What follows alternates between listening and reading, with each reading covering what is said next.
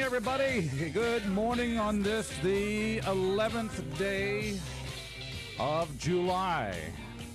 So glad you're out there on this Thursday. Thank you for tuning in to this, the two best hours of local live talk radio right here in East Mississippi and West Alabama. Roger B. here, along with my compadre, main man from Meehan. Say hi to Rob Atkinson. Hello, folks. Good to see you, sir. Good morning. And for the folks out there, I'll just speak for them. It's good to hear you. Oh, there you go. Some may beg to differ. There's that idiot again. Some people may beg to differ. Hate to break it to you. Mornings in Meridian. We're glad you're out there. I'm excited about today's show. Gonna be a good one. It's going to be a good one because we'll talk about this, that, and the other thing. But the point is, we're also going to be visiting with. It's kind of a patriotic show today. If you want to know the truth, I know we're a week after 4th of July. Ain't no problem. But if you're a real American, are you not patriotic all the time? Patriot 365 days a year. That's right. And 23/7. 23. Yeah. I mean, no, 24. How many hours in a day? Anyway. All right, Joe. That's right. But we've got, we're going to have the, VT-7. That is one of the two training squadrons up at NAS Meridian where they're training naval aviators. I tried to dust a little bit. You know, we got commanders coming in, so. Ooh, top brass. Yeah. Yeah, I tried to make the studio look somewhat nice. Well, the outgoing commander for VT-7, Commander Bradley Thompson, will be here, along with the incoming Commander Austin Ordway. Very good. So we're looking forward to that visit. And then in the 8 o'clock hour, we're going to be visiting with a band, and I'm going to use the C word. I'm going to use the C state here. Uh-oh. No, but just bear with me. This group is called Patriot Nation. Yeah. And they're from California. What? Yes, they are. Must be the northern part. Well, I can tell you what. Or the southern part. I don't know. From listening to their music and discussing with songwriter Jeff Bonilla, it is they're definitely from the right part, wherever that is. And I'm reminded the 2.5, nearly 3 months Debbie and I spent in California back in 2018. We met a lot of conservative California. Are indeed frustrated with the politics of their state. What do they call it? The silent majority? Yes. But I wanted to have this interview last week. Of course, last week I had the opportunity to go see my granddaughter, so we just didn't get it done. And, of course, this works out that we're going to be visiting with the group today and playing a little bit of their music, Rob. We're not generally a music show. What the heck is this? This is supposed to be talk radio. It is, but we're going to be talking about music. So this is going to be coming up on the 8 o'clock hour, so you will not want to miss that. In fact, the band was so kind to say that, they offered up some, chances for, we're going to give listeners throughout the week ahead to, and the next week to, get a free album. Nice. They'll be able to download a free album. So very good. That's something they've offered up for us. So that's going to be kind of good. But just be listening. You'll want to hear. And I just kind of stumbled across this music, and it was right before the 4th, and I was, we were all getting into the spirit of the thing. And I caught myself just jamming to this music at my office, and I said, okay, just by chance, Rob, I reached out to the they all have a handler, a contact person. Oh yeah, everybo's got one of those now. Yeah, except me. Yeah, well, I got your number. I can call you directly. What are you talking about? But and lo and behold, we got an interview worked out. So this is pretty cool. Pretty cool stuff coming up on the show today. So be listening for that. And, of course, whatever happens to be on your mind, you're welcome to give us a call here at our number, which is 601-485-9191. 601-485-9191 is our talk line. Yeah, I know we got a very busy show this morning, but I wanted to hit on this topic real quick because it is a big local story from the city council meeting with Meridian earlier this week. Top headline with the Meridian Star this morning, Meridian is to spend $60 million on water and sewer through 2027. So that was approved at the council meeting back on Tuesday. So $60 million. That's good. They probably need to spend more. There you go. Have you seen some of the? I mean, they're having to dig up streets and repair things, and so I don't know what all they're going to do with that $60 billion. But David Rule from Wagner Engineering, which contracts with the city to oversee the city's sewer work relating to the federal consent decree, said Meridian is forecasted to spend around $54 million over the next 3 years in its efforts to repair and restore its wastewater system. Now, they have itemized a list of some projects they will have going on for the fiscal year 2025. I'll just read these real quick. Yeah. The Highway 80 Phase 2B is at $2.5 million. West Meridian Trunk Line Phase 1 at $2 million. West Meridian Trunk Line Phase 2 at $3.2. There is a project out of Eastern Gardens, a pump station there. They want to invest $6.2 million at that facility there. A Phase 3 project over on Highway 80 at $5 million. And a lot of other bids are out for a lot of different projects, but a pretty significant amount of money there, $60 million for the wastewater and sewer through 27. So. You start talking about $60 million, and you start talking about some real money. Yeah, it's like I said, it's a very lengthy article, and once again, kudos to Thomas Howard, does a great job there. And top headline today on the, as they say, if it's top headline of the top of the fold, then big story. Unless you're extremely liberal media, then you're putting stuff on the top fold like, I don't know, new battery factory coming. No, I don't know. Never mind. Or George Clooney.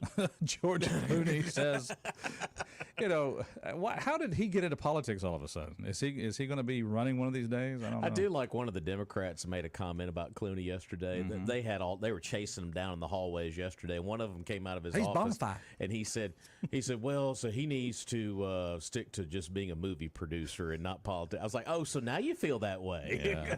Not the way we felt about Reagan. Yeah, I'm okay as long as the right person from Hollywood comes out. Exactly. Mornings in Meridian. Let's take a phone call. 601-485-9191 is the number. Good morning, caller. Welcome to our show. You said everybody had a handler. I know a guy that wished he had a handler back a while back to protect him from Roger and Billy Jack. And that was Dr. Ben Carson. I mean, let me tell you. Guys just pounced on him, I'm telling you. Well, I'm going to tell you, but here's the funny thing about it. Jimmy, I voted for that man. I did too. And I know you did too. So I heard you say that yesterday. Okay. Yeah. Yeah, do you remember when he came through? We came through town signing his book. You remember that? Mm-hmm. Yeah. Yep. Hey. I know. I know what you're talking about. You're talking about that little dinner over in Clinton we went to. At my alma mater, Mississippi College. At your alma mater, Mississippi College. Yeah, Dr. Carson was there, and you afforded us the opportunity to go and be your guest at this function. I did, and after the dinner was over and the speech was over, I looked around, and I couldn't find Billy Jack and Roger. And they were gone. They had pounced on Dr. Carson and had him on their radio show shortly thereafter. But anyway, let's get back to some serious. Well, that's serious. Well, that was pretty good, serious stuff there. Because I heard somebody mention that he might be a pretty good candidate for vice president under Trump. Mm-hmm. But is the city being forced to do this work? Well, I'm just reading some more into the article, Jimmy. It's a really detailed situation here. The city of Meridian signed a dissent decree in August of 2019 after being sued by the EPA, the Department of Justice, and the Mississippi Department of Environmental Quality for repeated sanitary sewer overflows. The city allowed untreated sewage to overflow the sewage system and mix with groundwater, which is a violation of the Clean Water Act. It's a 19-year consent agreement. Mm-hmm. It outlines a series of improvements to both the city's physical infrastructure, which suffers from chronic neglect and decades of deferred maintenance, as well as implementation of new policies and procedures within the city's departments to eliminate the sewage overflows. And by the way, if a lot of folks in the city will remember this, in 2020 they raised the water bills. At that point, drastically. Yeah, it was. They were quoting here in the paper 9% per year through 2025 to fund some of the work. So, well, and we've had several incidences in the recent past with the systems, and I don't know that. And $60 million is a lot of money. Mm-hmm. but I don't know that that's going to be enough to really see? get Well, us up to the level it needs to be. And they kind of laid good this point. out here. And also, folks, don't forget this. The council, when they raised water bills back in 2020, there was also $41 million in bonds to jumpstart the project. So don't forget about that. And also, this is how the money breaks down. 17.9 from the American Rescue Plan, $705,000 from a community development block grant, $10 million in federal appropriation to bring the total funding for the consent decree to $68.5 million.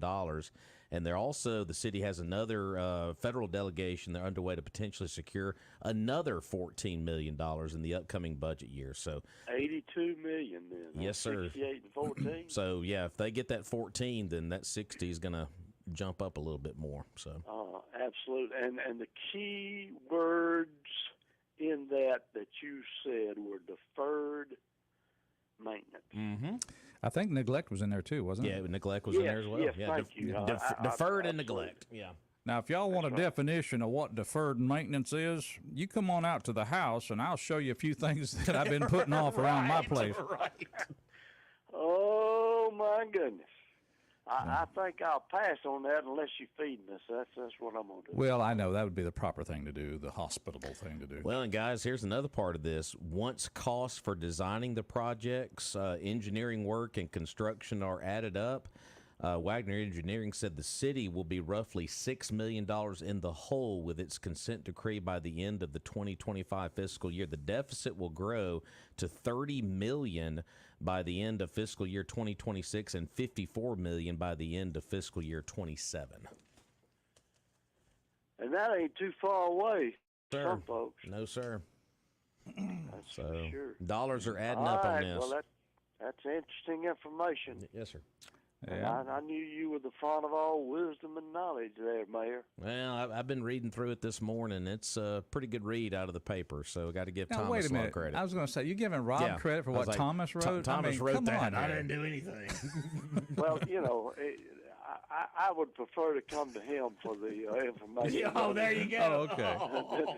Than the Meridian Star or whoever that it. He's a good reporter. Yeah, he is. Rob and I both know him, but personally, and Yeah, he's he's a good guy. He is a good guy. Okay. All right. Well, I'll take your Just word like for it. you, Jay Slay, a good guy. Well, y'all have a great Thursday. Thank you, sir. Thank you. Appreciate Take it. care.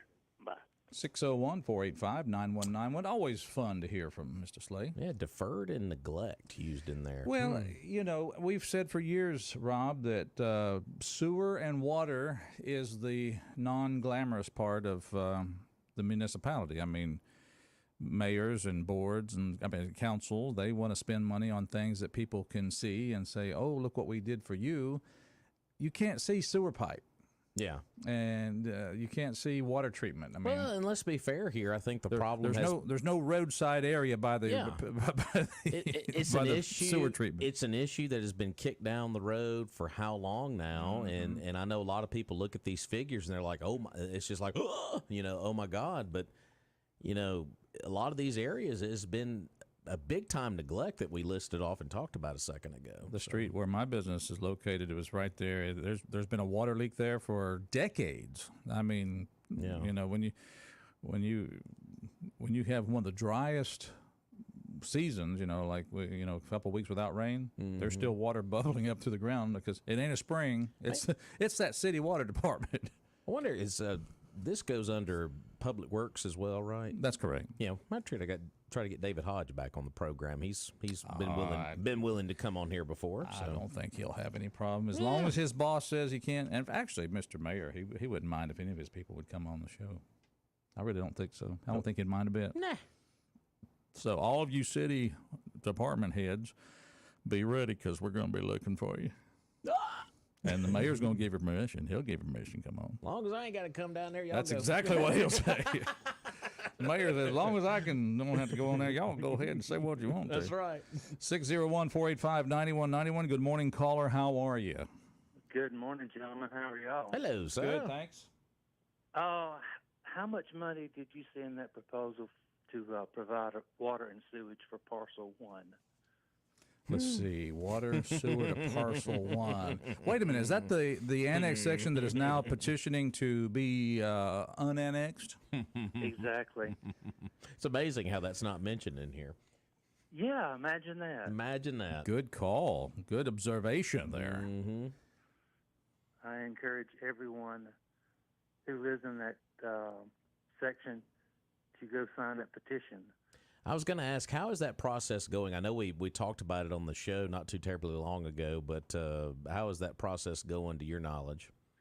I'll probably get an update on it today, but we are still currently seeking signatures of people who live in that area. Sure. And you do not have to be a landowner to sign the petition. You just got to be on the tax roll. You got to be a renter. Renters can sign it. Anyone who lives in that area that is can legally vote can sign that petition. So a lot of people got the misnomer you've got to own land. You do not. You just got to be able to vote. So if you're illegal in that living and you're residing in that area, you can still vote, right? Well, yeah, I guess you've got a driver's license. I guess so. There you go. Yeah. Just saying. Bring the SAVE Act to Meridian. There Just we go. saying. There you go. All right. But I just thought that was interesting to spend all that money, but there's not one thing mentioned about parcel 1. Yeah, I read through pretty extensively through that list, and they were not mentioned on there. Those folks up there at Parcel 1, they got everything they need besides their troublemakers. They're trying to unannex themselves. Yeah. There is one thing, they got good water. You mean from North Lauderdale? North Lauderdale water. There you go. Yeah, a lot of water. But see, they got everything they need. Have mercy. Good call there, sir. Appreciate it. All right, guys, y'all have a great day. Thank you. That was a good observation there. Yeah, I wonder where that one. Wonder why that didn't make the list there. I'm gonna make a deal with you. Yes, sir. If you would tell our listeners about Purvis, I'll go let the Navy in the building. What do you Sounds think? like a winner. Folks, let's talk about Purvis Business Machines. Of course, Jerry and Betty Purvis, fantastic owners here at Meridian. Of course, they started it all the way back in 1979, and they are still rolling here today. And, of course, they got a beautiful showroom at 4505 Highway 39 North in Meridian. And you can also check out their awesome website. It's gopurvis.com. And, of course, they got all of those office equipment items that you can sell, service, rent, lease. And they've got the all-in-one devices that print, scan, copy, fax, email, you name it. And they got those name brands that we all know: Toshiba, CopyStar, Kia, Sarah, Hewlett-Packard. The list goes on and on. So if you're looking for a little bit of office equipment for maybe your home office or your church, you can stop by and see the folks there at 4505 Highway 39 North in Meridian. That is Purvis Business Machines, and you can save up to 85% on lease return color copiers. It's service, not excuses, since 1979 with Purvis Business Machines. Call them today at 601-693-COPY. That's 601-693-COPY. I didn't get to hear all of it, but it sounded good when I got back. Yeah, it was average. We had two officers and a lady that were standing at the door out there, so I had to go out there and let them in there. I don't know why. How come we don't get Penny a key to the building? That's true. We should just get her a key. That's true. That's true. Very true. She tried to get me a pass on the base, and they won't let me on. I don't know what the deal is. Well, you keep complaining about the golf courses, why? I tell you what. Now, don't get me started. Oh, wait a minute. Oh, my word. Look at him. He was complaining, and look what happened. Oh. I mean, really? Look she shut that down quick, didn't she? What do you got to say now? I say that picture just looks like a convict right there. I'll tell you that right now. Don't we all look like that? Look, I mean, look. Doesn't that look like I just got pulled in by the sheriff's department? That just looks just like it. Oh, my goodness. That was a Saturday night with Ward Calhoun on Highway 39. Well, that took care of the background check that was needed. That's right. At least you know you checked those boxes, right? Thank you, Penny. I appreciate that. Of course, just knowing that there are times as a Navy League past president, I need to go to the base on official business. I just love it when somebody gripes about something and then somebody just shuts them down immediately. Those are my favorite moments. I just thought that was gold. She's like, really? Okay, watch this. Bam! Well, she just told me she had an issue and I was going to have to go up there in person, but here's the issue. I had to bring it to you. She has got pull. A little bit. You don't want to be on the wrong side of Penny. That's right. Besides, that's what her husband always says.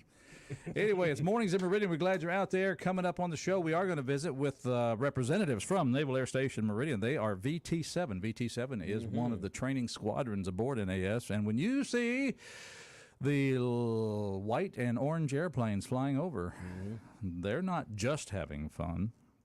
In fact, the students are sweating quite a bit. But the instructors are the ones that are having fun. These guys might be able to validate that. But when you see them flying overhead, they're training, and that's what Naval Air Station Meridian is all about. That's right. As well as all the other missions we enjoy talking about. So we're looking forward to that. There's a little change of the command coming up, and we're going to visit with both the incoming and the outgoing commanders of that squadron. One quick call before the break. Good morning. Good morning, guys. Thanks for your show. Correct me if I'm wrong, because my hearing's probably not as good as it used to be. All right, you're wrong. But didn't you Oh, say no, I'll wait. Navy base? Did you not say Navy base? Did I say Navy Our base? Navy base? I think I said Navy Yes. base, yeah. I did say A base, base didn't is I? around water. Oh. Did you understand? A base is around water. The That base? is the Naval Air Station. Ah, the station, the Naval Air Station. He hasn't taken his pill this morning. Well, actually, I did, but it might have been the wrong color. Wrong day. No, I've been corrected so many times for saying it's the Navy base. It's All right. the Naval Air Station. The Naval Air Station. Thank you for that correction, sir. Just wanted you to get that right, because if we're wrong, we're wrong. If we're right, we're right. That's Y'all have right. a good day. All right, thank you. I appreciate that. We'll be right back. Welch want the president.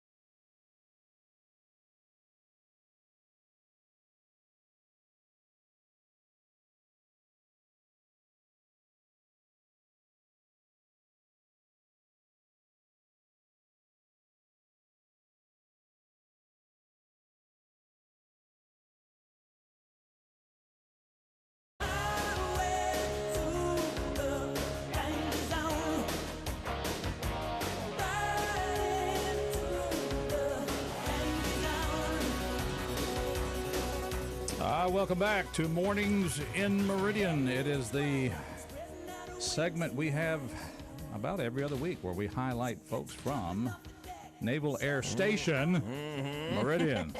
That's right. Glad you're out there, folks. Tuned in. Roger along with Rob Atkinson. Good morning, sir. And tell you what, we are so grateful to have friends like the Cars down there at Truckers Supply. Absolutely. Located at 519 Highway 19 South here in Meridian. They're your one-stop shop for all of your tools, whether it's Knipex tools or Milwaukee. They have got it down at Truckers Supply. And, of course, it's fair season right now. You got the Choctaw Indian Fair going on this week. Neshoba County Fair is going to be around the corner. How about checking out their line of Yeti mugs and coolers down there at Trucker Supply? They're one of the biggest distributors of those in the area. They've also got Streamlight flashlights and also Hotsy pressure washers. Saw someone pressure washing just yesterday with one of those Hotsy items and looked like I'm doing a great job. So 519 Highway 19 South, right next door to the Golden Arches. As Trucker Supply, your one-stop shop for all of your tools. And once again, appreciate the Carr family and all the staff down at Trucker Supply.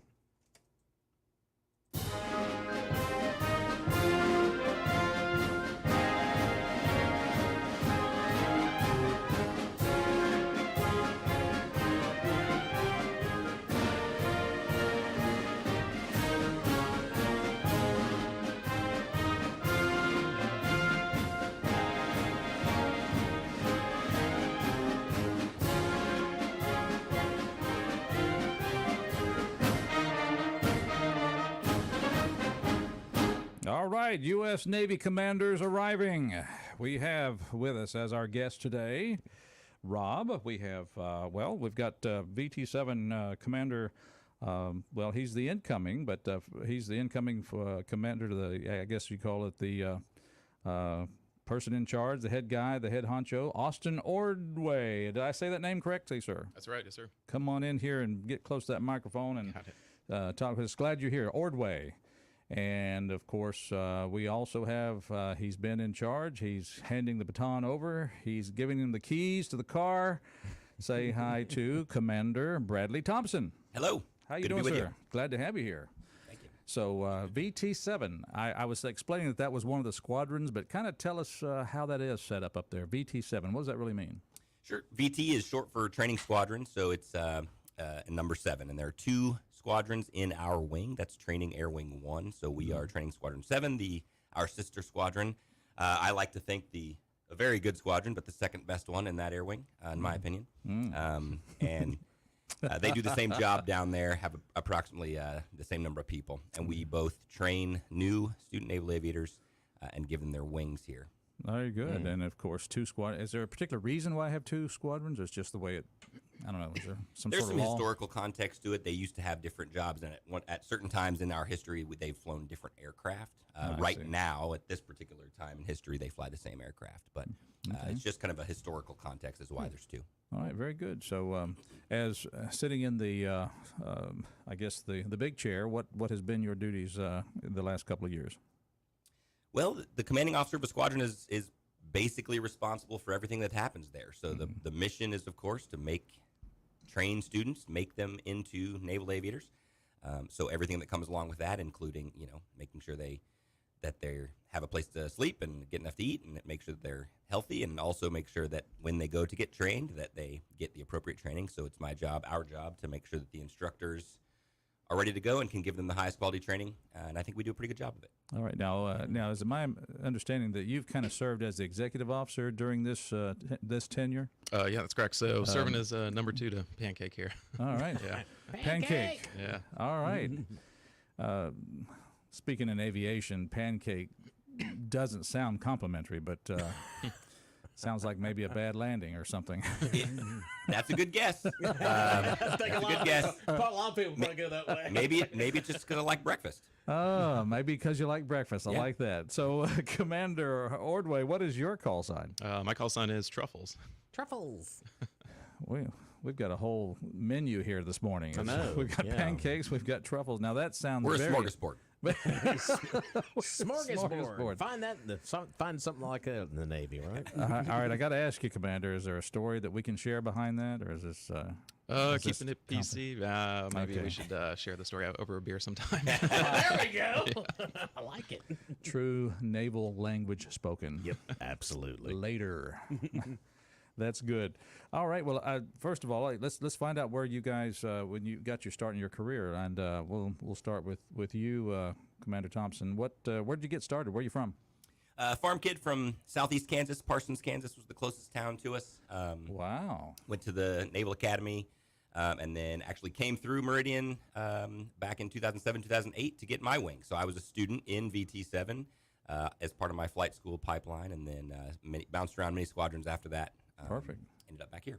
All right, Kansas. I guess when you're in Parsons, Kansas, the Navy's pretty attractive, isn't it? Hey, they can get me out of here. Yeah, well, that's part of it. I liked growing up there. My dad served though, and so that was kind of an inspiration. Good. He was in the Navy as well, and so I grew up knowing that was a part of his life. And when I decided that I wanted to go fly fast jets, that nobody does it better than the Navy. So There you go.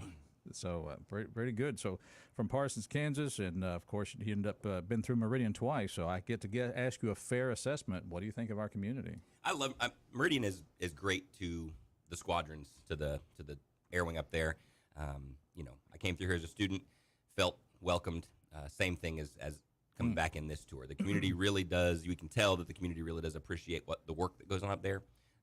You've got people from all over the country. We have foreign nationals in our squadron, so you've got people literally from all over the world who get displaced into Meridian, and they just become a part of the community, and we all really appreciate that. So you've enjoyed both of your Absolutely. times here. Are Good you deal. going to stay here? Or you want to go? You going somewhere else? We're moving back to nearer to home. We're going to the Kansas City area. Okay. So we'll be heading out here this month. Chiefs fan, I bet. I'm a season ticket holder. I'll be at the opening night. Look You at bet. him. Look at him. He's going to be going to the Taylor Swift Kansas City Yeah, Chiefs but game. say get an autograph from Yeah. Taylor. I'll do my best. Say hi to Taylor You're for gonna be me. able to get near her. No Swifties here. All right, all right, Truffles. Yep. Tell us where you're from, sir. Born in California, moved all the places as a kid. Dad was not military. We just moved a lot, so I'm used to it. Settled down Okay. in Florida, finished high school there, went to college in Jacksonville, joined ROTC, and started my naval career. What part of California were you born? Kind of the central area, so Santa Cruz. Yeah. Okay. Santa Cruz. He, a California guy, and Dad moved a lot. Yep. Did he ever get all of his bills paid? Or? Yeah. Guess there's a reason to pack up and ship out. Right. Pack up, son. We're moving again. We gotta go. Yep, they found us. No, that's great. So Jacksonville was kind of where you entered the Navy. Yep. All right. You just happened to see a recruitment sign, or you said you saw those people that were wearing uniforms around Jacksonville. Yep. So Jacksonville's a big Navy town. Sure. I got to go to ROTC program. College I went to had an aviation program. I got to do some civilian flying before I joined the Navy. My inspiration for the Navy was both my grandparents served.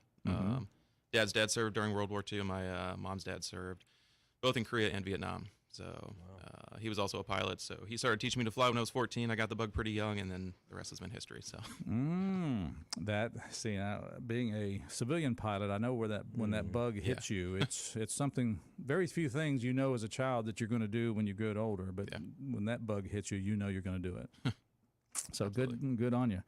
So very good. So traveled around. What duty station were you before you came here? So student in Kingsville, and Meridian's definitely better. We have it. We've always said it, Rob, Right. but now we have validation. Now we have Exactly. validation. Check it. Yep, check it off. It's Meridian's better. Yep. And of course, Kingsville from there too. Went to Lemoore, so flew the F-18 out there, and then my production tour is actually to come here to VT7. So I was a lieutenant flight instructor here for about 4 years. So also a repeat offender back to Meridian, which is good. Yeah. There you go. Picked up department head, went out to the East Coast, flew the Rhino again, and then actually got to get a master's degree at the post-grad school before coming here. So Master's degree. Well, there's above and beyond. Admiral Truffles. Yeah. Just thinking. Why not? I'm Probably thinking. so. I'm thinking. What? No. I just gave him a promotion. There we go. No, very good. So here you are, and of course we always ask the opinion of our fair community. Tell us what you think about Meridian. We were super excited to come back here. My wife, she's also from Florida, so this is probably the closest duty station we've had to family. Oh, To get good. that good work-life balance where we're close to family and really enjoy the flying. So Very good. Well, it's good that now you are going to be you're kind of. This is always an interesting dynamic in my mind because you've been serving as the executive officer, and we all know that means this is the guy that does everything that you command to do. Everything. Period. I don't do anything. Yeah, that's it. So now, how do you feel knowing what you have been through the last couple of years, and now you're going to be moving into the big chair? I was incredibly lucky to have Commander Thompson as a skipper. Great dude. Everybody loves him. He set a great tone, but put a lot of momentum and energy into the squadron. And Wow! He just put a 10 spot on the table. 10 spot on the table. Wow! And his wife says, well, he did what? I didn't know he had $10 in there. He told me he didn't have anything when he left the house. Oh, yeah, there you go. Yes, you were very, very fortunate. Yeah, one thing I kind of like about the military is you kind of know you're going to get fired every 2 years, right? You got to do a new job every 2 years. So we knew this was coming, right? You're right. Exactly. No surprises. Right. Yeah. But no, I'm excited to take command, and he's paved a good path for me, so it'll be fun. Okay. Yeah. So then you're saying you're retiring because you're moving back near family. Yes, sir. That's right. And then you, sir, you come and do your 2 years, and then what would you like to do in the Navy before you retire? I'll be pretty close to retirement, and I'm undecided. Okay. I'm still working it out with the family. Stay and get out. Go be an airline pilot. Go back to the fleet. Not really sure. Of course, understanding right now, it seems to be a very interesting time for pilots entering the civilian world. A lot of demand for pilots. So yeah. That might be tempting in a couple of years. Yeah, we'll see. Or it all may be changed in a couple of years. That's true. There may be furloughing pilots. Who knows? In that world. So, very good. Well, of course, you both mentioned you have families, and they're both enjoying. They're here with you at the air station. Well, I don't live on the base, neither does he. But yes, they're all here in Meridian. Very good. So I got a wife and 3 little ones. Oh, very good. If you're listening, wife and 3 little ones, hello out there. Hello. Give them a shout out. And any children, sir? I do. Yep, married, and 1 boy, 1 girl, and 1 and 1 and done. 1 and 1 and done. There you go. We have a balanced family. Exactly. We're not going any further. Yeah. All right, there you go. So that's good. When we think about the military right now, I don't envy your position because you have to come in and you have to serve and do your job as you committed to do under this big cloud of political, debate, discussion, different changing of the guard, commanders and chiefs, that kind of thing. So I mean, you've seen some.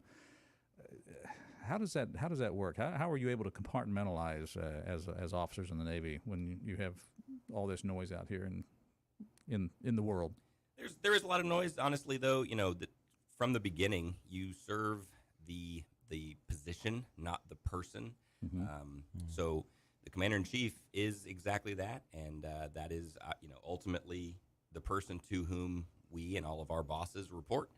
And the politics that go on behind it don't really affect the respect, the duty that we owe to those appointed offices. So it doesn't play much into our professional life, to be honest. So you both accept the fact that you both report to Jill Biden, I guess. Okay. All right, moving on. No, I'm just kidding. He's skirting on the edge over here. Penny, I'm just kidding. That was a joke. Don't take me seriously. Who's Jill? Wow. There you go. That's good. As we talk about your families and your careers, the Navy, you're also seeing the new generation. You're training pilots. You're seeing young people come in. And as a civilian who appreciates everything you do, I've never worn the uniform, but I have the utmost admiration and respect for all who have. And I know this man to my left feels the same way. So how are we doing with recruits, and what's the future of our military look like? Either one of you, of course. The students who come here, I mean, we have been very fortunate in our time here. The students who come here are hungry. They are, they love their country. They are, they're smart. They're capable, and they're ready to serve. So, they show up almost without exception, and they are just ready to learn. And I'm going to tell them this tomorrow when I kind of say my last words to the squadron. But they're ready. If there's a fight coming, these are the right men and women to handle it.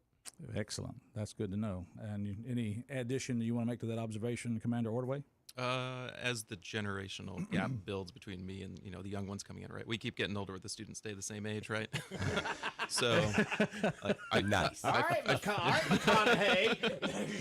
I mean, we can feel that gap build, but to his point, like they want to be there, they're eager, they are sponges that soak up everything, and our instructors love teaching them. So, yeah, I think it's. Well, I guess we kind of, even in our talk show world, we get conversation about generations and young people today versus young people, and I guess there's always been some generation gap in all of history of our country, but it's just good and reassuring to know that there are young people, Gen Zers, or however you want to call them, that are stepping up and they say, hey, we've got something going here in America, and we want to defend our freedoms and liberties and all that good thing.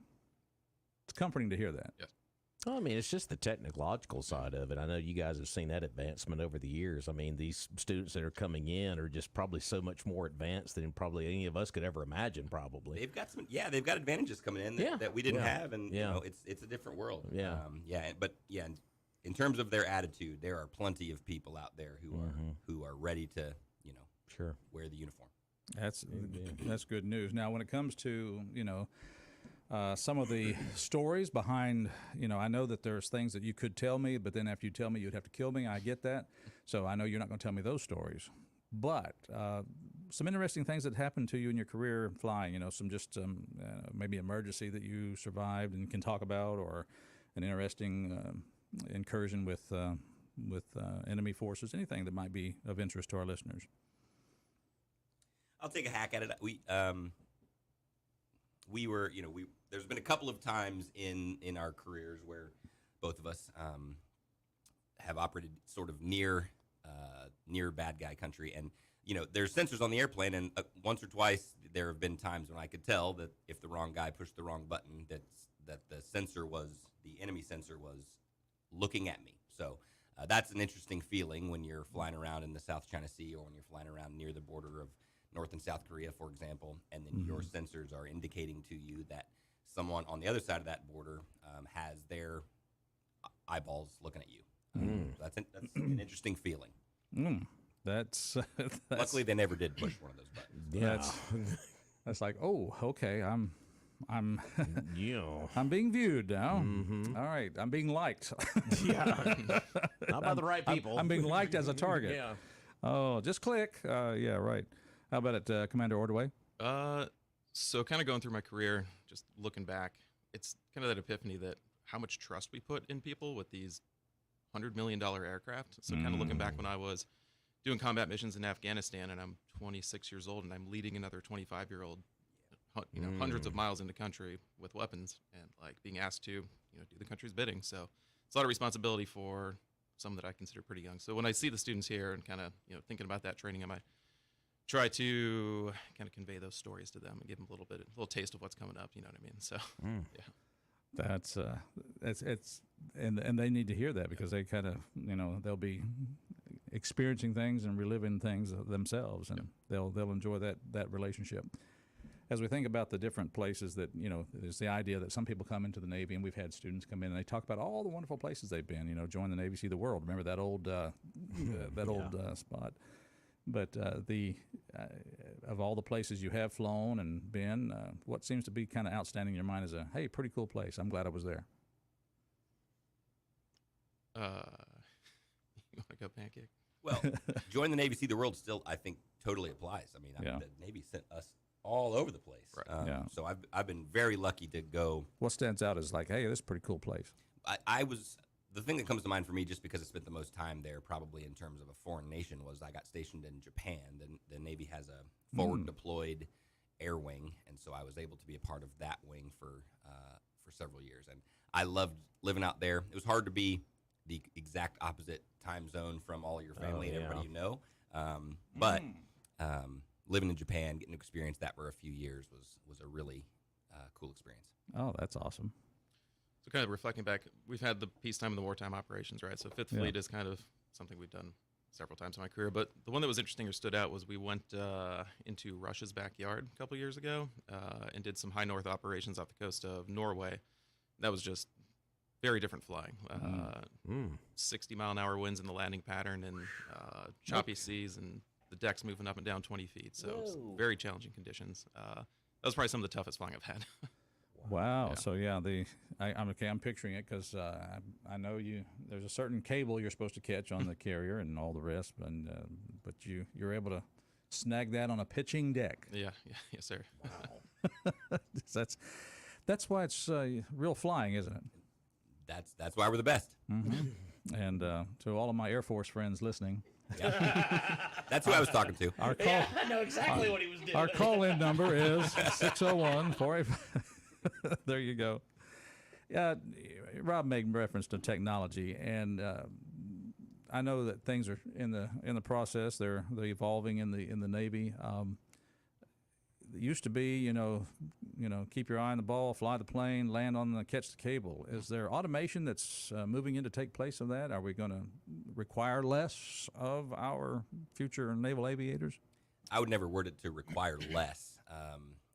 If there are tools that get added, and there have been tools added to our weapon systems our entire career. Every time you return from a deployment or during deployments, every time a new tactic comes out, every time a new piece of gear comes out, it changes the way you operate the airplane, but it doesn't change the total responsibility. So the answer to your first question is, there are some improvements to fleet aircraft that are making landing on aircraft carriers different than it was in World War II. But I've never landed an airplane on an aircraft carrier like they did in World War II. So, it's evolving. Doesn't mean that these students are going to have any less on their plate, less brain power that they're going to need to devote to their mission. It just changes what some of those brain cells go toward. Yeah, that's a good way to put it. I'm thinking kind of like another tool in the box, so to speak. So Yeah, exactly. in your toolbox, yeah. Push the button and the airplane will land on the carrier for you. That sounds pretty good. I hear that's coming down the pike kind of thing. There's been technology like that in our career, frankly. Oh, okay. But Too much pride to use it. right, exactly. Yeah. That's right. And I'm pretty sure anybody with a call sign Pancake is not going to be using that technology. They're gonna fly that thing right to the deck. That's for sure. Got to hit it hard. Yeah. Boom. It always comes down to that line with the Top Gun where they say it comes down to the max. So Right. I think that's a very true statement. I think so. Absolutely. Now, having been in the service and you've come this far, you both are commanders, and again, thank you both for your service. Absolutely. And thank your families for us, Yes. because we realize that we enjoy because people like you put on a uniform and stood there at the fence for us, and we appreciate that. But as far as somebody who might be considering, there's maybe a grandparent listening, a parent, maybe even a person who's trying to figure out a career, but our demographic is usually older people. But what advice would you say to tell the young person who might be thinking about a military career, something you might have wished you would have known before coming in, just something to kind of help counsel them in their decision making when it comes to military service? The thing that comes to mind for me is that my parents who are, they'll confirm this. I didn't intend to stay in this long when I joined. I wanted to fly. I wanted to fly fighters. So the plan when I signed up was do that, and then when it was done, go do something else. And what would be the required amount of time of service there? But It's quite a bit, but it's About not 10 this years, long. or Yeah, is it- 10 or 11. Yeah, Okay, exactly. gotcha. It's based on how long it takes to get the wings actually that we give students here. So Right. that's kind of the start of your clock. But in any case, what I would tell a young person is this business treated me well enough that opinion changed at some point along the way, and here I sit. So Perfect. It can be good. It can be good to a young man or woman. If you're not having fun, you're not doing it right. So I've been having fun in my Navy career. wow. The Navy's invested a lot in me. Gave me the master's degree, let me fly jets, and I would say I'm to some extent grateful for that. So just continuing to give back to the country because it's given me a lot. I tell you what, it's been a great having you here in Meridian, Commander Thompson. Absolutely. And Thank we you. wish you the best, and of course, we're glad you'll still be around, and we appreciate the service you both do. And thank you for coming on our show this morning. We thank you for your service, and we wish you the very, very best in the change of command and your future.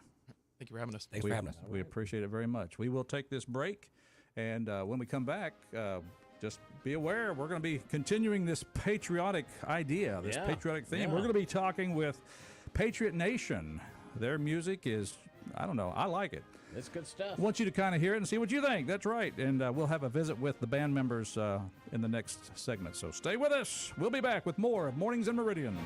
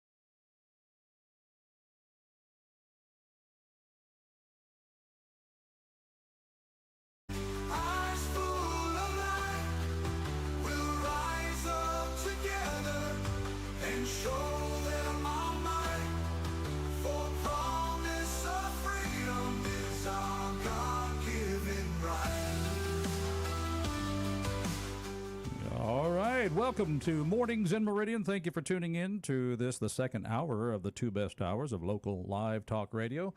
Roger B. along with Mr. Rob Atkinson. Hey, good morning.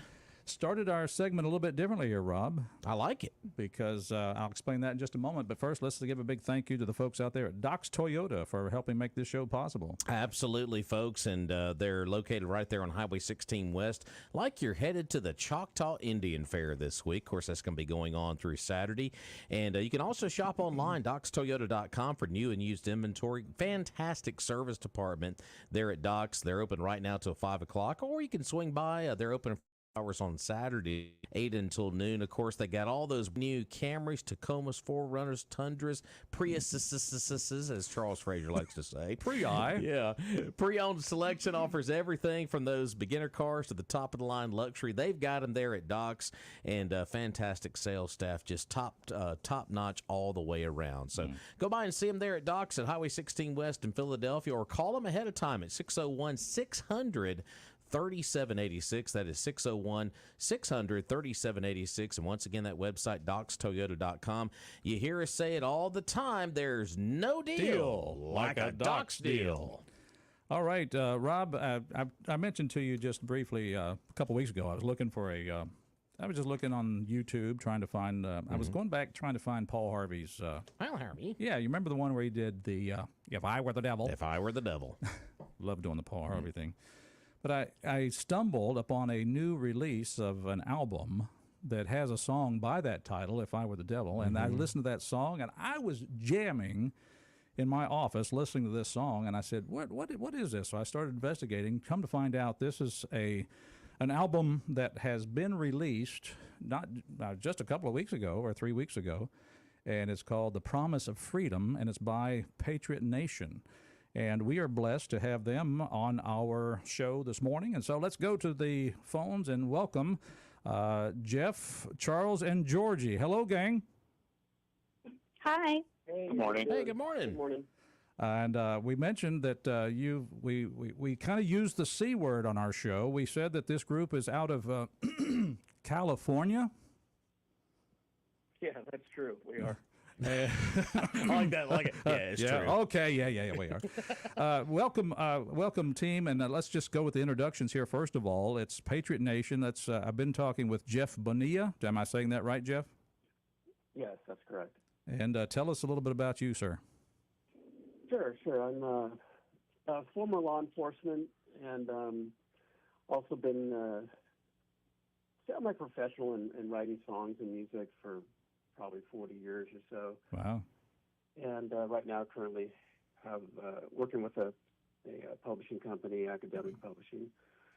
And I'll go ahead and let Charles go ahead and introduce himself. Charles Moss is also part of the group. Charles, good morning. Welcome. Good morning. Like Jeff, I'm retired from law enforcement over 30 years. And Jeff and I have known each other for probably 45 years, so we're longtime friends. And I'm retired now and enjoying life. And this project was a fun one. Well, we'll talk about the project, but Charles, I'm sitting here looking at a little byline that says you're obsessed with elephants. Yes. I got Elephants are the most perfect creature on earth. I like that. Well, we're going to find out about that in just a little bit. That's what we got to figure that one out. But we're saving the best for last because we also want to introduce Georgie Donovan. Hi, everyone. Hey, Georgie, come on in here. Thanks. I'm from South Africa. Oh. And I've been in America for 20 years. Oh. And I met Jeff. Are you here? Are you here legally? Yes. Oh, good Lord. Good yes, job. I am a proud American citizen. There you go. I just had to do that, Georgie. Sorry, but please continue. Yeah, no worries. So No worries. I met Jeff and Charles a while ago, and I'm proud to be a member of Patriot Nation. And sounds like you are involved with a praise team in your church, or have been in the past. And you're a busy person. What kind of line of work do you do? I'm a business manager, so I work for a few different businesses. I help a very busy restaurant owner, and she's also an LCSW. I manage some Airbnbs. I do a bunch of different things. Well, there you go. So, well, we're glad you guys are taking time. We appreciate that, because I know you got up a little bit early this morning to come on our show, and we appreciate that so very much. Thank you. But let's get into the project, of course. Well, how did you guys get together? How did you? Well, of course, Charles and Jeff, you've been friends for years. But how did you find Georgie? So, well, Georgie and I have known each other for almost 10 years, I guess. What happened is the way the project actually took off was completely unintentional. After that verdict came out with with Trump and the whole state trial and everything that they had going, I was just like, I've been seeing what's going on with the country, and I was just, it just really pushed me and got me upset, and I was like, oh, this is just messed up. Like, we are now a banana republic, and it bothers me and Charles a lot more, I think, because we were law enforcement, and it's and we appreciate what you did. We back the badge here in Meridian, Mississippi. Yeah. So, it just, that night I was just like, oh, this is, it's funny because I had not written a song in about a year or more, and I started writing down these lyrics and kind of ended up with that chorus of the promise of freedom, and I decided I got overwhelmed with it, and I ended up writing that song, and then I put it up on Facebook, and it got some good reactions, and Charles and Georgie, they're my friends, so shared it with them, and I got them inspired, and I think Georgie wrote America's Battle Cry, and Charles wrote True Grit and Glory, which, they were both really great songs, and I was like, maybe we have something here. So it was never planned. An album was not planned, and so we kind of had to figure out how we're going to do this. Well, That's how it all started. You mentioned True Grit and Glory, and I've got some songs lined up here, and I just want to play little snippets and then let you comment about them. So if we're going to play just a little bit of True Grit and Glory, if that's okay. Yeah. Sure.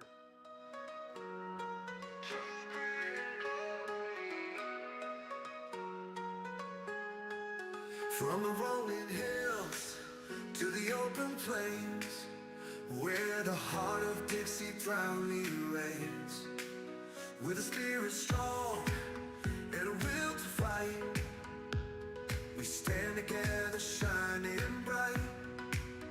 Through the trials and the pain, in the sun and in the rain, with the strength of those who came before us, we battle where we see injustice. True grit and glory surging through our veins, echoes of freedom breaking down these chains.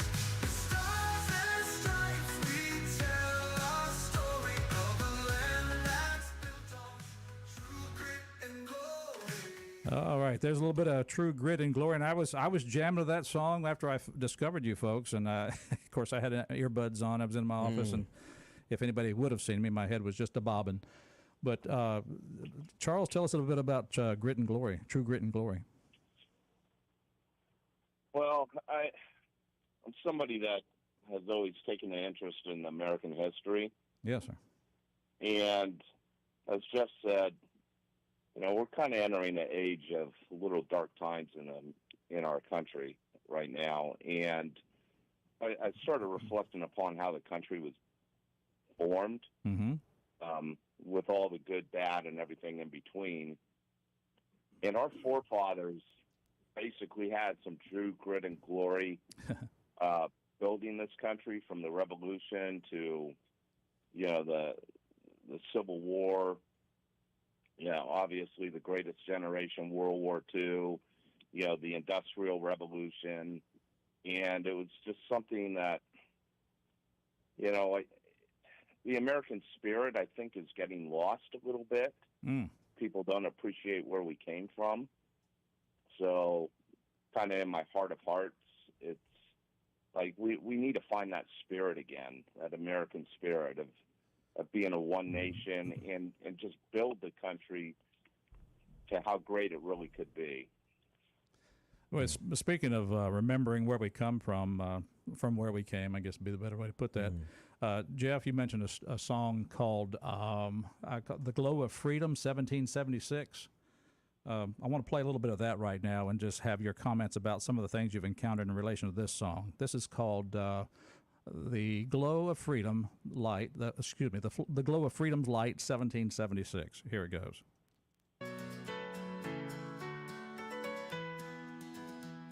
From sea to shining sea, where eagles dare to fly, beneath the stars and stripes, our dreams touch the sky. In the land of liberty, where freedom rings so true, we honor those before us, red, white, and blue.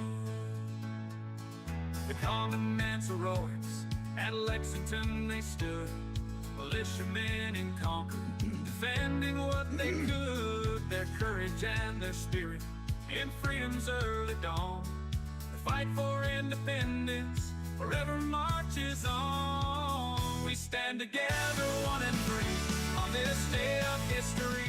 Fireworks light up the night in the glow of freedom's light. July 4th, our hearts unite for the brave who fought the fight. All right, that would get your blood pumping. I'd like that one, The Glow of Freedom. Rob, what do you think? I tell you what, guys, real quick, I just want to ask you this. A lot of this music, I listened to a lot of it last night preparing for our interview today. It speaks to that. You always hear President Trump say this all the time, that silent majority.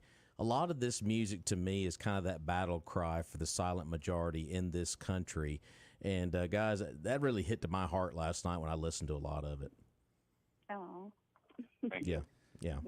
Now, Jeff, you mentioned in this particular, is this the song that that got censored? Is that right? Yeah. Yeah. So we've been trying to get the music out there on social media, and a lot of them have been getting censored in different ways. But this one was the funniest because the censor that came back with it was saying misinformation. So apparently, 1776. Is misinformation. That's when you know you're doing the right things, when you get that on you right there. Now, which format censored you on that? That was TikTok that censored us. Which I believe is owned by the CCP, right? Yeah, there you go. The China. Real shocker. The China app. The China app. So here they are. They say all this song is. If you listen to the song, folks, we're going to be offering these folks have been so kind to give us some opportunities to give away this album to some, and so throughout the upcoming week, we're going to be offering listeners a chance to win, call in and get a free download. But you listen to this song, it's nothing but history. It's American history in song, and it gets canceled because of misinformation. Gee whiz. Right. That's hilarious. Totally crazy. Mm-hmm. I think Georgie had one with what was it, the promise it's of the freedom? promise of freedom. Yeah, they kept muting the audio. Why would they mute the audio? They kept muting the audio with the what was the name of it? The Promise of Freedom? The Promise of Freedom. Yeah, I put it up on TikTok multiple times, and they kept taking off the audio. All right, let me video up. let me play just a little bit of that. It's playing right now. From the mountains to the seas, our flag waves on high, a symbol of our unity beneath the open sky. Through trials and tribulations, we've weathered every storm. Injustice shall not conquer, into freedom we are born. Truth will prevail, our flag will stand true. Oh wow! Yeah, we played that for our intro coming into this segment. And Georgie, what was the problem? You know, I'm not sure. They just kept taking off the audio on TikTok, and I don't know. Maybe they didn't like the video. I'm not sure. Okay, and it was all patriotic, you know, flags and. You guys have beautiful graphics on these songs. Yeah, they are. Your website. Oh, thank Thank you. Yeah, I created all the videos myself. Fantastic. Oh, man. Thank you. Okay, Charles and Jeff, I see why Georgie's on the team for sure. Thank you. But now there's a song in here called Chasing Liberty, Georgie. Is that something that relates to you? Yes. Yeah, that's one of my babies. All right, I'm going to play just a little bit of that and then have you comment on that. Little girl with stars in her eyes, dreams of a land where freedom lies. Leaving home, crossing the sea, chasing dreams, chasing liberty. Excited and scared on her own, searching for a place to call home. In the city of light she stands so tall, hoping for a future dreams enthrall. Oh, America, the land of dreams, where liberty and justice gleam. In times of pain, in times of fear, together we stand, we persevere. Oh man, That's good. That moves you right there, and that's why I reached out to you folks, because I was listening to this song. I said I've got to talk to these people, and I'm so glad you're here. And tell us a little bit about that particular song, Georgie. Oh, thanks. Yeah, I mean, ever since I was a little girl, I just dreamed of coming to America because, living in South Africa, you're living in a house that's behind burglar bars on your windows. You got walls, tall walls with, barbed wire fence or glass on your walls. And so like living in D.C. No. Yeah, right. I'm sorry, I didn't. You're just dreaming. You're just dreaming of freedom. You want to be in the streets playing with other kids. You want to just have that freedom, Yeah. And I always saw America as this place of freedom. And then I come here, and as soon as I came here, we had 9/11 happen. And wow. I was so shocked by it. But at the same time, I was so in awe at how Americans just came together and they just helped each other. And it didn't matter, like, what political background, what race, what, nationalities, like what countries they came from. They just all came together to help each other. And same with the Boston Marathon bombing. So it just was so amazing to me how Americans just came together in times of struggle. And it was so touching and so amazing that I was like, wow. So first of all, I was like, that's why I said new friends hurt, unknown to her. I was like so angry, but at the same time, I was just so amazed at how Americans united and they came together to help each other. And I was just like, wow, I made the right decision to come here. This is where I want to build a home. I want to call America home. Oh, see, Look at that right there. Chill bumps. We've got chill bumps in our studio. I don't know how our listeners are doing. That's out there. good stuff right there. See, this is so awesome. Now I'm looking at and I've, you mentioned something about race and nationality. We're all coming together, and I see a song that's on this album, and I love it. It's called "Heroism Has No Color." And we've said on this show, because we get into discussions about race and things like that here on our show, and it's we've said here before, if you want to see racism go away, let's just quit talking about it. Let's quit bringing it up. And this song, I don't know which one of you wrote this song, but I'd like to play a little bit of it and then have you all comment on it. Can I do that? Yep. All right. Here goes a little bit of "Heroism Has No Color." I think I've got it here.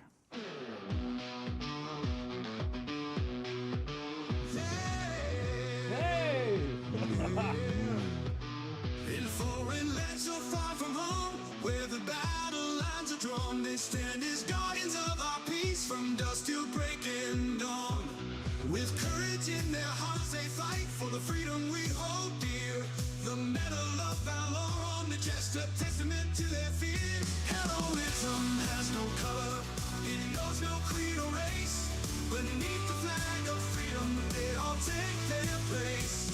With flag draped caskets and a 21-gun salute, their sacrifice remembered, their bravery Okay, there you go. Tell us about that one, folks. Yeah, that was a Charles concept, and it was really,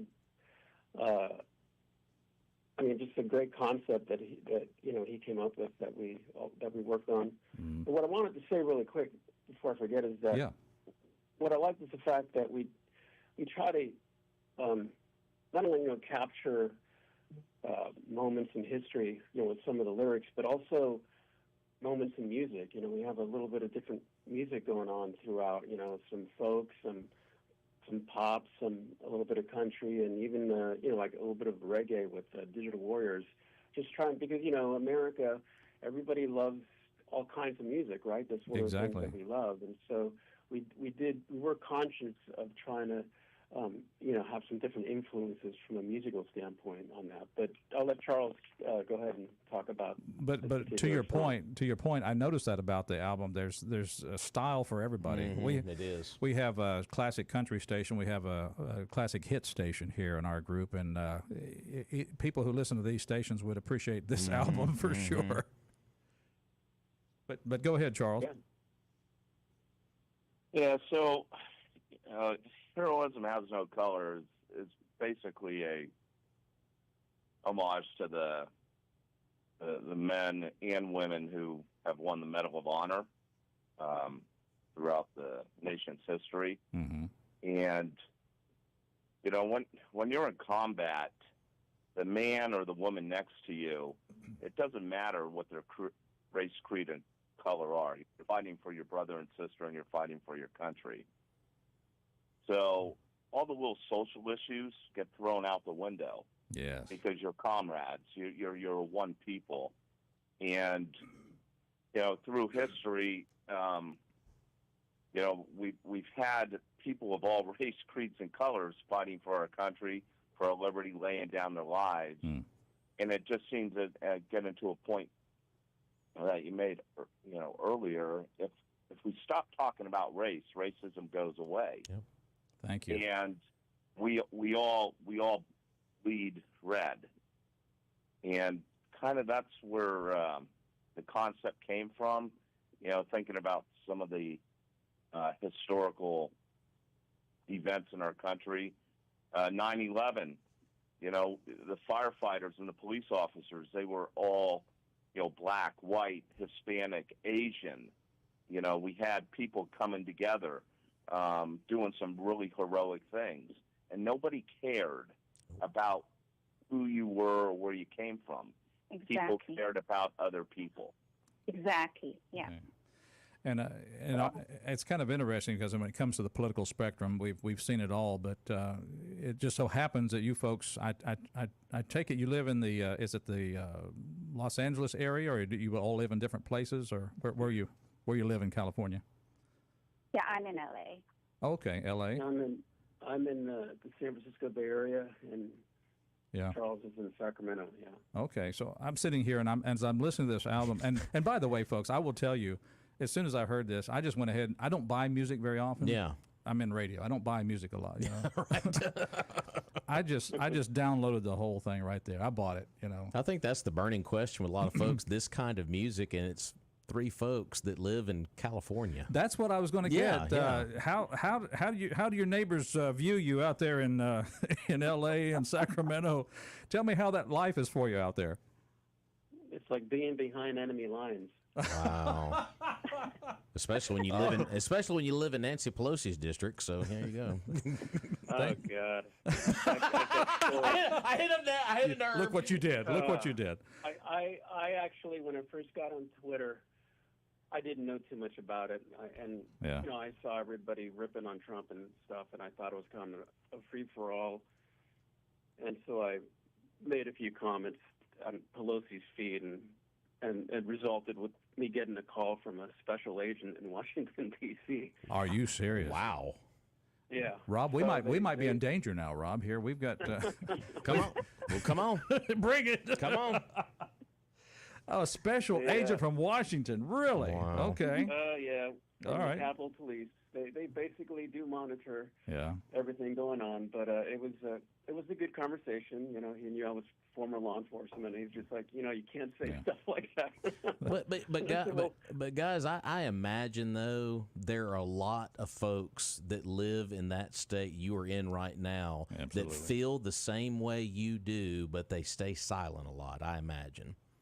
Yeah, exactly. Very true. Yes. Mm-hmm. Yeah. I had the privilege of being out in the inland area about 5-6 years ago, and I was there for about 2.5 months, and I met a lot of very fine conservative Californians. Yeah, and they are here. Yeah, there's parts of California that are actually very conservative. Yeah. Mm-hmm. It's just those big, Yeah. it's those big cities. Yeah. Mm-hmm. But I'm going to kind of go. I'm sorry, you were going to say something, Georgia?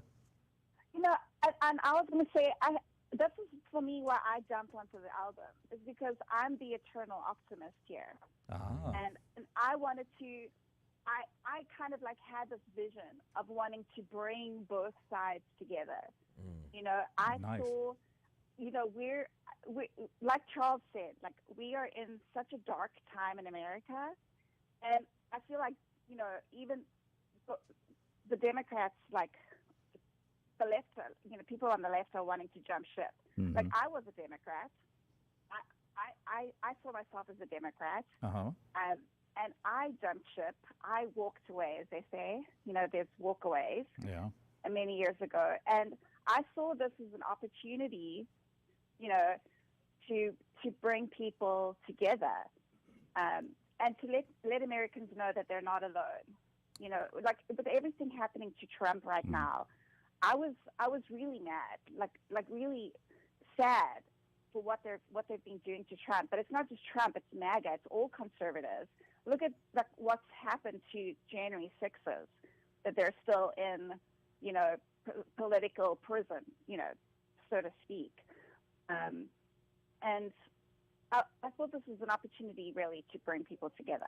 Well, and that's what I wanted to do with the And it's album. amazing that she brought up 9/11 earlier. I mean, Right. that was a little over 20 years ago, and I remember those days. We were so united as a country. Yeah. Everybody For a short arm in arm, you know, Yeah. patriotic, just red, white, and blue through and through. And now, just over 20 years later, we are so dead gum divided. It's just it's I can't sickening. believe it. It's sickening I know. sometimes. So yeah.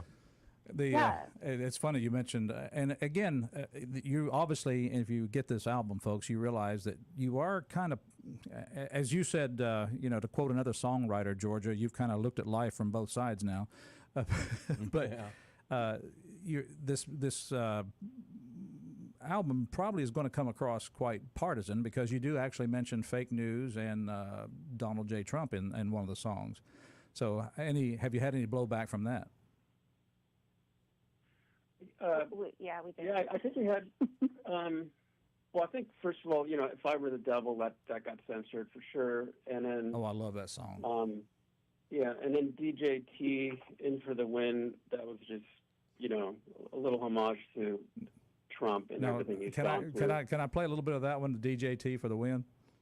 I think Rob. Yeah, I think our listeners love may get that a kick song. out of that. I'm just going to play a little bit of it, but again, it just reflects on the very different styles that are on this album. So here's DJT, "In for the Win." Make a choice, make our country proud. Freedom's what we choose, not a tyrant's way. Kept us down too long, now it's time to repay. We're gonna vote, get our say today. DGT for the win, it's the American way. Crazy elites think we're blind. What do you think, Rob? But that's kind of a spin on what we were talking about earlier, the different types of genres of music that are that's more of a kind of a little bit of mixture of several different kinds of music. I like it. It's catchy stuff. I love it. And you mentioned, I've got to get to this song here because you mentioned "If I Were the Devil." And again, I was a big Paul Harvey fan. I don't know if that made me a nerd back in the 70s, but Harvey. I enjoyed listening to the noontime broadcast of Paul Harvey. But from 1965, he did a thing called "If I Were the Devil, What Would I Do to Destroy America?" Right? And who was it that came up with this idea? Which one of you? Yeah, that would be me. Charles? You got a lot of time to think, don't you? I'm retired. Yes, I do. I'm retired, of course. That's great.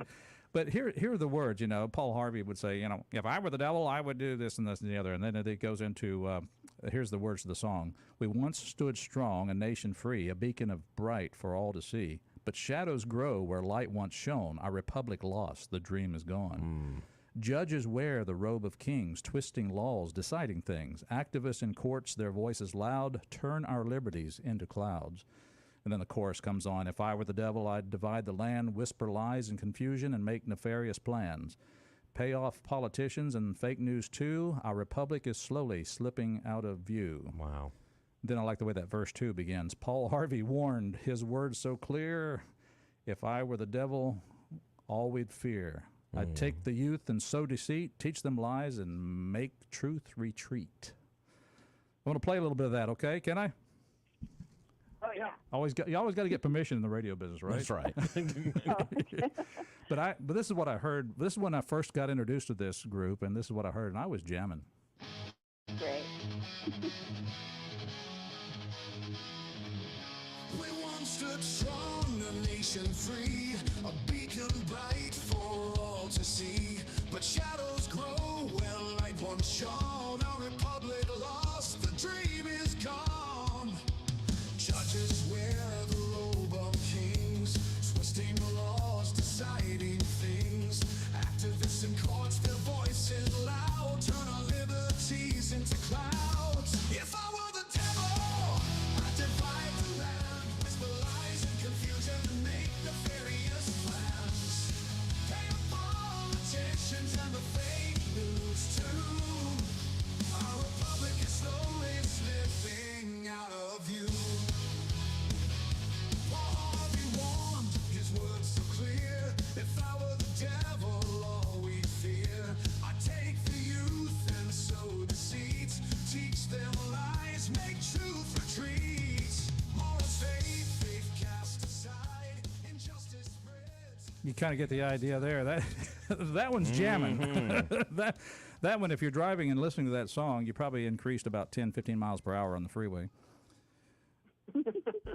But just a great. I mean, that song it was jamming. I just loved it. But anyway, getting back, the album is called "The Promise of Freedom." It's Patriot Nation. Anything you want to say, folks, to kind of bring our time together to a close? Yeah, just going to say that this all really just started from just really organic feelings of how we felt about the country and our love for the country, and all in different ways. Georgie, someone who came here legally and loves the country now, and myself and Charles, we took an oath to protect the country and serve the community. And I think everybody should have a patriotic album in their repertoire, so to speak, on their iPhones. And this is available everywhere right now. Also, it's at first it was limited, but right now it's pretty much on all digital platforms, and including Amazon and iTunes and all the other places you heard. So we're just hoping that maybe I know I was in a dark place when I wrote that first song, and I hope it brightened up my spirits by just the process of writing it. Hopefully the songs can lift the spirits of a few other people, and as Georgie said, it'd be great if we could all come together and mend that divide, but I don't know about that. Well, Georgie's the optimist, and Charles and I are a little more. Yeah. Georgie, don't underestimate the value there, Georgie. You hang in there and keep these guys optimistic, okay?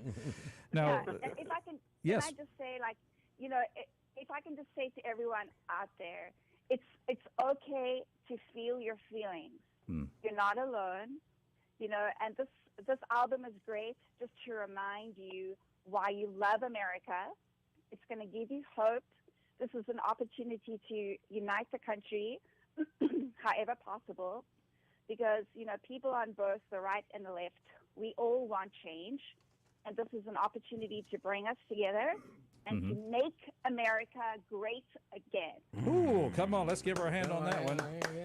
That's it. Give her a hand on that one. That's for sure. Now, And again, thank you all for giving us the opportunity to offer this album to some of our listeners. And Thank you for that. We'll be doing that throughout the, I guess, the next week probably. Yeah, absolutely. Yeah, thank you so much for having us. And now, Charles, you're not getting away. What about these elephants? Well, I'm a firm believer if elephants ruled the world, we would be a very happy place, because if you just watch a baby elephant at play, yeah, they bring so much joy to everybody. I don't know anybody who does not love a good baby elephant. And I've been obsessed with them since I was a child. That's they great. are so cute. Jeff, anything you want to add before we get out of here today? No, I just want to thank both of you for allowing us to come on and share our music. You know, as artists, sometimes it's you don't get that instant gratification or response. You know, so this is it's great that you get it. You know what I mean?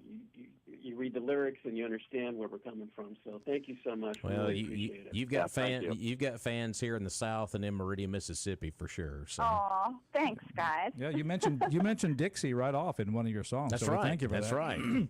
But we invite you to come to Meridian, Mississippi. We are kind of the epicenter for at least country music, because Jimmy Rogers was born here, and you can come hear all about the singing brakeman here. And yeah, we love country. And go ahead. Might do that for sure. Yeah. We have the Mississippi Arts and Entertainment Museum, where you can see all the different artists that have hailed from Mississippi and songwriters. And of course, you might recognize a couple of names we have. Let's see, what was that Presley guy? What was his name? Elvis. Yeah, he was from Mississippi, wasn't he? Mississippi, yeah. Elvis and. Oh, don't even bring up Elvis. Jeff is a huge fan. And on the in the actors' side, today is Celia Ward's birthday. She is from Meridian, so we forgot to wish Celia Ward a happy birthday. That's right. But I know she was from there. Yeah, I love her. She's great. Yeah, so come out and see us in Meridian. Rob will buy you lunch, I guarantee you. Yep, I know a good place. Yeah. Love you. And we'll show you the town. But again, thanks for your project. It's called The Promise of Freedom. You can find it on all the music outlets. It's a great patriotic music, and we wish you the absolute very best with everything. Again, big thanks to Jeff Bonilla. Thank you so much for being here. Also, Georgie Donovan and Charles Moss from Patriot Nation. Thank you, gentlemen. Thank you. Yeah, thank you so much. Thank you. Appreciate you. All right, with that, we're going to take a break. We're going to come back with more of Mornings in Meridian after this.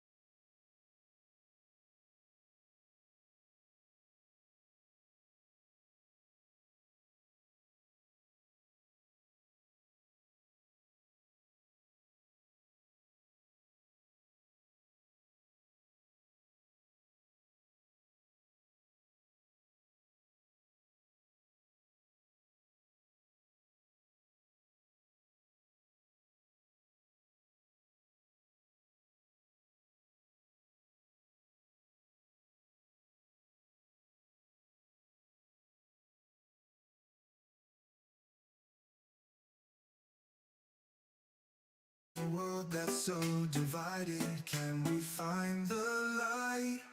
Our Jones fights against the tide of misinformation. Yeah, his voice is drowned out by corporate manipulation. Fake news spins its tales, weaving webs of deceit, while selling us pills, promising a false retreat. Oh, our hearts are still beating for this land we hold dear. Though the road's getting rougher, we won't bow to fear. From Infowars to Tucker, the message is clear. We are the resistance and we won't live in fear. All right, welcome back to Mornings in Meridian. Glad you're out there. Just a little kind of another salute to Absolutely. Patriot Nation and their visit with us. Enjoyed it. I hope you folks, it's a little different than what we normally do on our show here, but I hope you folks enjoyed it out there. PatriotNationMusic.com. Be sure to go to their website, learn more about the group, Jeff, Charles, and Georgie. And, of course, the album is on all of the music platforms that a lot of us download our music, that being Spotify, Apple Music, iTunes, you name it, it's out there. So. And if you'd like to win a free download, you can just be the first caller to ask for one right now. And today, we'll give one away today. So if you'd like a free download for this album, The Promise of Freedom, give us a call, 601-485-9191. We'd appreciate it. Absolutely. So, Mercy, where has the day gone? It's flown on by. Do we need to talk about one of our sponsors? Well, we do need to talk about one of our sponsors because we always tell folks, and the great Hazmat has said this before, don't be a dumb bunny. Go to Battery One Source. And I think he'd be jamming to this music on his way down to Battery One Source. So there you go. 2618 North Frontage Road in Meridian. Of course, John Dufour and the staff are just unbelievable down there at Battery One Source. Of course, I know a lot of folks over the years have said, well, I'm going to go to Dufour Battery. Yeah, we've known it as Dufour over the year, but of course, name changes happen. It's Battery One Source right there on Frontage Road. And of course, they got batteries for everything you could imagine. And of course, the golf cart service and repair, rather.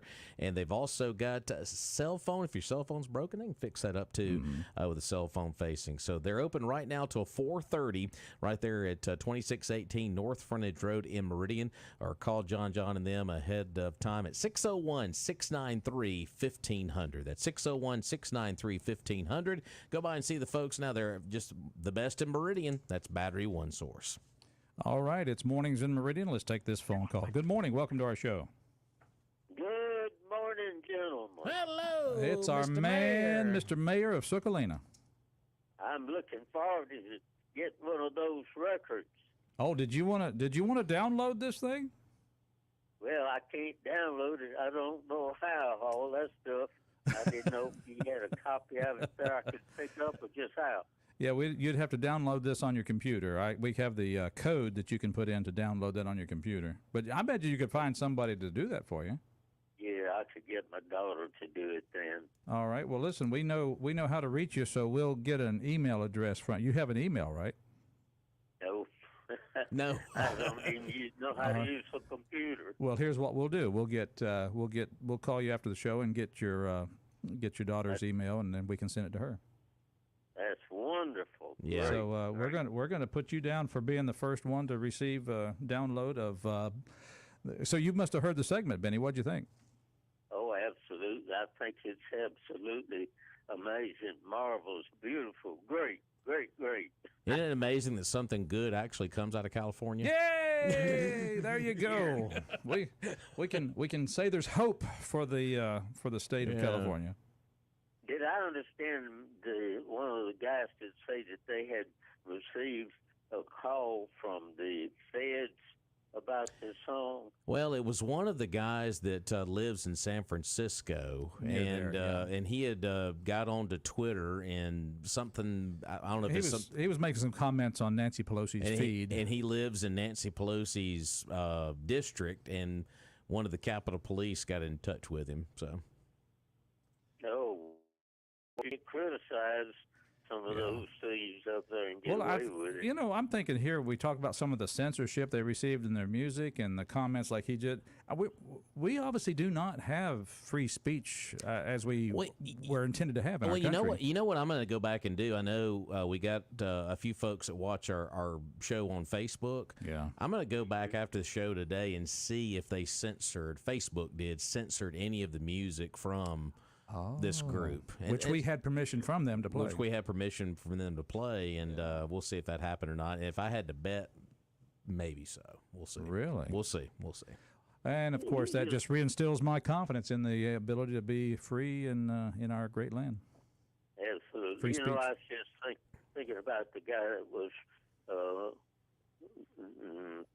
think of his name right now, but the one he gave Joe Biden a fundraiser. He was criticizing, telling him he ought to step down, but yet he had a fundraiser raised him $30 million. Yep, that's that actor George Clooney. Yeah, George Clooney. Now the next comment I got is after the fiasco of the presidential debate, somebody else gave him $50 million. Well, yeah, and that's that's his value right now is that he is raising money for the party. Yeah. Yeah, that's scary. But what gets me is all those so-called Democrats are talking that he ought to resign in public, but in private they still raising money to support him. Yeah, they don't mind the money coming in. Yeah. Does that tell you something that they are actually for him to stay? Well, then that tells you he does have the upper hand in this because he is the president. He is the candidate. And he has a big press conference today. The big boy press conference is today at 4:30. So. All right. Well, Benny, we're out of time and we got to go, but let me call you right back, okay? Thank you. I hope everyone has a great day. All right. What a way to end the show. Thank you. That's a good way to end it. All right, tomorrow, well, we're going to find out who's going to present I guess they'll tell us about Susie Glover or somebody. Yeah, we're going to find out who Susie Glover is. That's what we'll do. Yeah. So that's it for today. Hey, Rob, how about saying goodbye to everybody? Hey, goodbye, folks. And what do we always say? God bless and buy local. Yes, thank you. Have a great day, everybody.